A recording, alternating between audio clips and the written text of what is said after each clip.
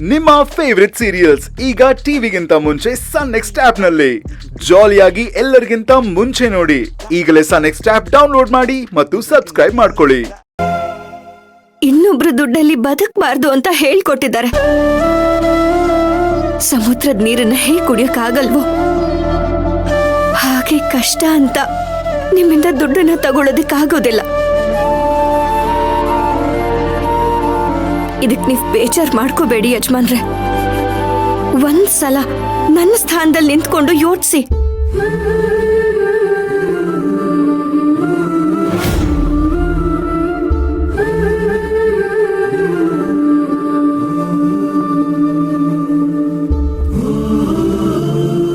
ಅಕಸ್ಮಾತ್ ನನ್ನ ಹಣೆ ಬರಹ ಕೆಟ್ಟು ನನಗಂತ ಕೆಟ್ಟ ಪರಿಸ್ಥಿತಿ ಬಂದಾಗ ನಾನೇ ನಿಮ್ ಹತ್ರ ಬಂದು ದುಡ್ಡಿನ ಸಹಾಯ ತಗೊಳ್ತೀನಿ.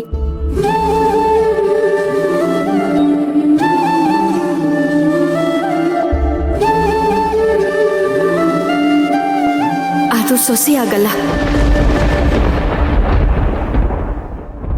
ಒಬ್ಳು ಕೆಲ್ಸದವಳಾಗಿ.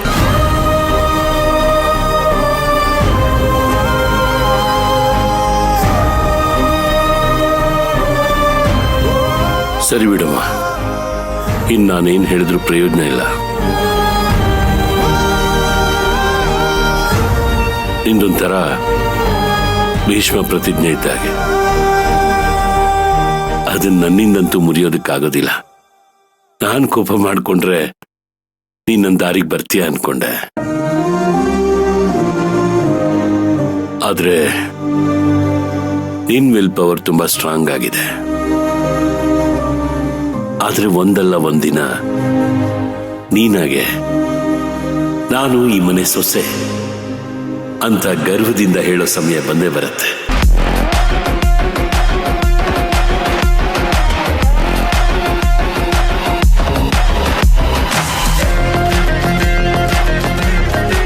ಆ ದಿನಕ್ಕೋಸ್ಕರ ನಾನು ಕಾಯ್ತಾ ಇರ್ತೀನಿ.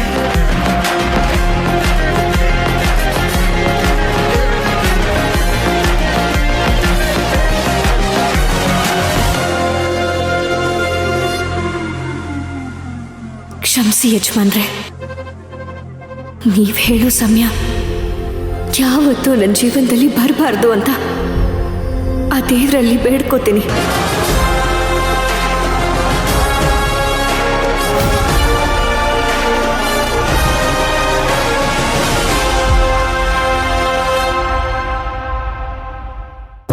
ಯಾವ್ದಾದ್ರೂ ಸೆನ್ಸೇಷನಲ್ ನ್ಯೂಸ್ ಇರುತ್ತೆ ಅಂತ ನ್ಯೂಸ್ ಪೇಪರ್ ತೆಗೆದ್ರೆ ಆ ಲಕ್ಷ್ಮಿಗ್ ದುಡ್ಡು ಬಂದಿಲ್ಲ, ಈ ಜ್ಯೋತಿಗೆ ಬಡ್ಡಿ ದುಡ್ಡು ಬಂದಿಲ್ಲ, ಅಲ್ಲಿ ಬಿಲ್ಡಿಂಗ್ ಬಿದೋಯ್ತು, ಇವ್ರು ಯಾರೋ ಮೋರಿ ಮೇಲ್ ಮನೆ ಕಟ್ಟಿದ್ರು ಅಂತ ಇದೆ. ಇನ್ನು ಸಿನಿಮಾ ವಿಚಾರಕ್ಕೆ ಅಂತ ಬಂದ್ರೆ ಸಿನಿಮಾ ಮಾಡೋರು ಜಾಸ್ತಿ ಆಗಿದ್ದಾರೆ, ಆದ್ರೆ ನೋಡೋರು ಕಡಿಮೆ ಆಗಿದ್ದಾರೆ. ಎಂತ ಕಾಲ ಬಂತಪ್ಪ ರೀ. ನೀನ್ ನ್ಯೂಸ್ ಪೇಪರ್ ಓದ್ತಿರೋ ಇಲ್ಲ ನ್ಯೂಸ್ ಹೇಳ್ತಿರೋ ಒಂದು ಗೊತ್ತಾಗಲ್ಲ. ಅದನ್ನ ಮನ್ಸಲ್ಲೇ ಓದ್ಕೊಳಕ್ ಆಗಲ್ವಾ? ಲೈ, ಮನ್ಸಲ್ಲೇ ಓದ್ಕೊಳಕ್ಕೆ ಇದೇನು ಪಕ್ಕದ ಮನೆ ಲಲಿತಾ ಕೊಟ್ಟಿರೋ ಲವ್ ಲೆಟರ್ ಏನೇ? ನ್ಯೂಸ್ ಪೇಪರ್ ಕಣೆ, ಜೋರಾಗೆ ಓದ್ಬೇಕು. ನಿಮಗೆ ಯಾವಾಗ ಲಲಿತಾ ಲವ್ ಲೆಟರ್ ಕೊಟ್ಟಿರೋದು? ನೀವಿರೋ ಹೈಟಿಗೆ ಇನ್ನೊಬ್ಳು ಬೇಕಾ ನಿಮ್ಗೆ? ಏಯ್, ಪ್ರೀತಿ ಮಾಡಕ್ಕೆ ಹೈಟ್ ವೈಟ್ ಬೇಕಾಗಿಲ್ಲ ಕಣೆ, ಸ್ಮಾರ್ಟ್ ಆಗಿದ್ರೆ ಸಾಕು. ಹಿಂಗೆ ಮಾತಾಡ್ತೀರಿ, ನಿಮ್ಮನ್ನ ತುಂಡ್ ಮಾಡಿ ಫ್ರಿಜ್ ಅಲ್ಲಿ ಇಟ್ಬಿಡ್ತೀನಿ.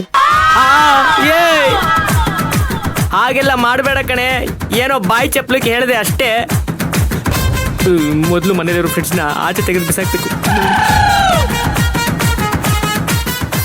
ಏನದು ಕೈಯಲ್ಲಿ?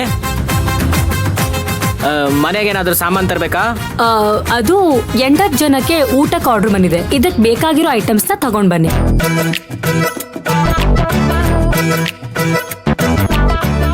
ಲೇ, ಒಂದ್ ಕಡೆ ಚಿನ್ನ ಬೆಳ್ಳಿ ರೇಟು ಜನರ ಕೈಗೆ ಸಿಗದಿರೋ ಅಷ್ಟು ಎತ್ತರಕ್ಕೆ ಬೆಳೀತಾ ಇದೆ. ಅದೇ ಎತ್ತರಕ್ಕೆ ತರಕಾರಿ ಸೊಪ್ಪು ರೇಟು ಬೆಳೀತಾ ಇದೆ ಕಣೆ. ನೀನ್ ನೋಡಿದ್ರೆ ಇಷ್ಟುದ್ದಲ್ಲಿ ಇಷ್ಟು ಕೊಟ್ಟಿದ್ಯಲ್ಲೇ. ನೋಡ್ರಿ, ಎಷ್ಟೇ ರೇಟ್ ಆದ್ರೂ ಜನ ಚಿನ್ನ ತಗೊಳ್ಳೋದನ್ನ ಬಿಡೋದಿಲ್ವೋ, ಅದೇ ರೀತಿ ಸೊಪ್ಪು ತರಕಾರಿ ತಿನ್ನೋದನ್ನು ಬಿಡೋದಿಲ್ಲ. ಸುಮ್ನೆ ಮಾತಾಡ್ದೆ, ಈಗ ಹೋಗಿ ಚೆನ್ನಾಗಿರೋದನ್ನ ನೋಡಿ ತಗೊಂಡ್ ಬನ್ನಿ.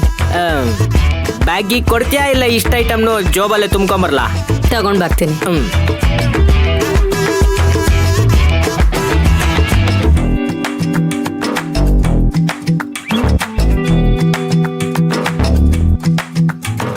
ದೀಪಕ್, ಅಂಕಲ್ ಬನ್ನಿ ಅಂಕಲ್, ಬನ್ನಿ ಬನ್ನಿ ಅಂಕಲ್, ಕೂತ್ಕೊಳ್ಳಿ.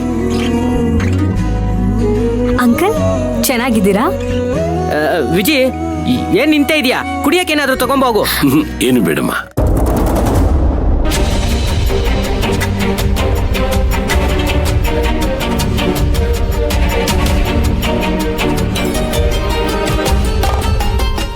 ಅಂಕಲ್, ಏನಾಯ್ತು? ತುಂಬಾ ಡಲ್ ಆಗಿದ್ದೀರಾ? ಏನು ಅಂತ ಹೇಳಿ, ಇಷ್ಟು ದಿವಸ ತಾರಕೆಗೊಂದು ಮದುವೆ ಆದ್ರೆ ಸಾಕು ಅಂತ ಅನ್ಕೊಂಡಿದ್ವಿ. ಹೇಗೋ ಒಂದ್ ಮದುವೆ ಆಯ್ತು. ನಾವು ಬಯಸಿದಕ್ಕಿಂತ ದೇವತೆ ಅಂತ ಸೊಸೆ ಸಿಕ್ಕಿದ್ಲು.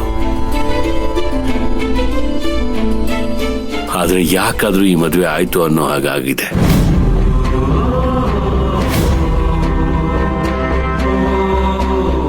ಯಾಕಂಕಲ್ ಹೀಗೆ ಹೇಳ್ತಾ ಇದ್ದೀರಾ? ಮಯೂರಿ ತಾರಕು ಚೆನ್ನಾಗೇ ಇದಾರಲ್ವಾ? ದೂರದ ಬೆಟ್ಟ ನುಣ್ಣಿಗೆ ಅನ್ನೋ ಹಾಗೆ ಅಪರೂಪಕ್ಕೆ ನೋಡೋ ನಿಮ್ಮಿಬ್ಬರಿಗೆ ಅವರಲ್ಲಿರೋ ಬಿರುಕುಗಳು ಗೊತ್ತಾಗ್ತಾ ಇಲ್ಲ.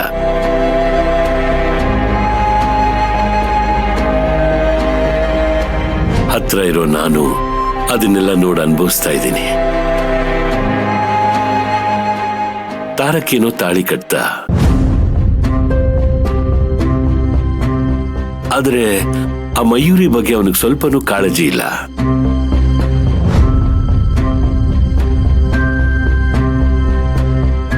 ತಾನಾಯ್ತು, ತನ್ನ ಕುಡಿತ ಆಯ್ತು ಅನ್ನೋ ಹಾಗಿದ್ದು ಬಿಡ್ತಾನೆ.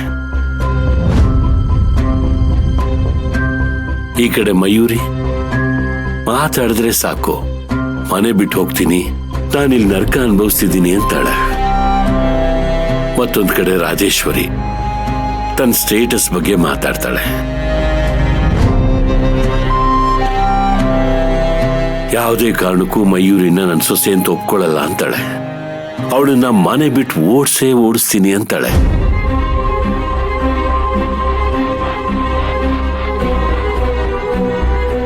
ಇದ್ಯಾವುದು ತಾರಕಿಗೆ ಅರ್ಥನೇ ಆಗ್ತಾ ಇಲ್ಲ. ಅವನಿಗೆ ಅರ್ಥ ಮಾಡ್ಕೊಳ್ಳೋ ಮನ್ಸೂ ಇಲ್ಲ.